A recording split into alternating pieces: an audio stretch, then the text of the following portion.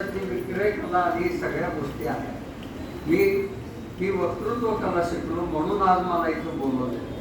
नुसतं ज्ञान असतं पण याला बोलता येत नाही, तर मग म्हटलं असतं नको आहे ना बोलता, तर बोलवलं गेलं आणि त्या ह्याच्यात आम्ही सुरुवात केली. मला अशा संधी मिळाल्या की कॉलेजमध्ये असताना एक अशी बातमी आली की कन्याकुमारीला स्वामी विवेकानंदांचं केंद्र उभं करणार आहे आणि त्याला संबंध भारतातनं निधी गोळा करणार आहे आणि तो प्रत्येकी 1 रुपये देणगीप्रमाणे करणार आहे. त्यावेळेला मी सातारा जिल्ह्यात होतो, कॉलेजला होतो दुसऱ्या वर्षी आणि प्राचार्य शिवाजीराव भोसले हे त्याचे कार्याध्यक्ष होते आणि अध्यक्ष सातारच्या राणीसाहेब सुमित्राराजे भोसले होते. तर माझा एक ओळख करून देण्याचं नुसतं भाषण त्यांनी ऐकलं होतं शिवाजीरावनी. ते म्हणले तू मला मदतनीस होतोस का? मला आनंद झाला. मी म्हणतो हो लगेच. आणि मी त्यांना कार्यवाह त्यांना झालो सेक्रेटरी आणि त्यांची भाषणं गावोगावी आयोजित केल्यावर प्रास्ताविक करायचं किंवा आभार मानायचे आणि त्याला सांगायचं 1-1 रुपये सगळ्यांनी द्या. त्यामुळे मला मोठ्या सभेपुढे बोलायला जमायला लागलं. म्हणजे हे ट्रेनिंग मला फार मिळत गेलं. इकडं आपल्या परीक्षेत त्या पास होत राहायचं पण हे इतर उपद्रव ते करायचे. एका कॉलेजमध्ये तर मला अशी बातमी लागली की आता सरांना आणलेलं आहे, सर बोलणार आहेत कोण? प्राचार्य शिवाजीराव भोसले. पण मुलं दंगा करणार होते का? तर मजा म्हणून आपलं मुलींच्या पुढं जरा भाव काढून दंगा म्हणून मजा करणार. त्यांचा काही विवेकानंदांना विरोध नव्हता, त्यांचा मला विरोध नव्हता, सरांना विरोध नव्हता. पण मला कळल्यावर मी सरांना म्हटलं अहो माझ्या कानावर असं आलंय सर.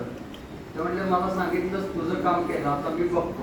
आणि ते भाषण करायला उभे राहिले. मला अजून तो क्षण आठवतो आणि ते म्हणाले साहित्य सोनियाच्या खाणीतला मी एक मजूर, तुम्हा तांत्रिक आणि यांत्रिक विद्यार्थ्यांच्या पुढे हा शब्दांचा मांत्रिक काय बोलणार?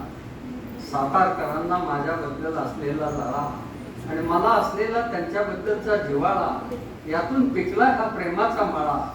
असं म्हटल्यावर जे मुलांनी टाळ्यांचा कडकडाट केला ती दंगा करायला आलेली मुलं विसरूनच गेली आणि काय चांगलं व्याख्यान असतं ते त्यांनी ऐकलं. हे आमच्या झिरपत गेल्यामुळं मग आपणही असं व्हावं, आपणही वक्ता व्हावं वाटायला. आणि गावोगावी ते विवेकानंदांचे खरोखर 1 लाख रुपये आम्ही सातारा जिल्ह्यात त्यावेळेला गोळा केले 1-1 रुपयाप्रमाणे. हा जो आनंद आहे तो फार महत्वाचा आहे. म्हणून कन्याकुमारीला गेल्यावर मी ते विवेकानंद स्मारक पाहिल्यावर इतका मन भरून आलं की अरे आपण त्यावेळेला केलेल्या कामाचा आपल्याला हे चीज मिळालं. एखादं यश प्राप्त झालं की तुम्ही आपोआप मोठे होता, कारण आता मी करू शकतो, हे करू शकतो. दुसरी बातमी आली की गोव्याचे गोवा मुक्ती काय झालं, भारताला स्वातंत्र्य मिळालं 15 ऑगस्ट 47. पण आपल्या गोवा स्वतंत्र झाला नव्हता, तो पोर्तुगीजांच्या ताब्यात होता. मग आता गोवा स्वतंत्र व्हायला ज्यांनी धडपड केली होती त्याच्यातले मोहन रानडे म्हणून होते सांगलीचे. त्यांनी पोर्तुगाल सरकार विरुद्ध सशस्त्र लढा केला होता म्हणून त्यांना पकडलं गेलं होतं आणि पोर्तुगालमध्ये जाऊन ते अटकेत होते, शिक्षा भोगत होते.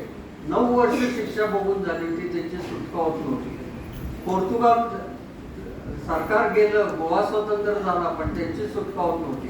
पुण्यामध्ये आम्हाला बाबासाहेब पुरंदरे आणि त्यांच्याबरोबर सुधीर फडके संगीतकार यांनी बोलवून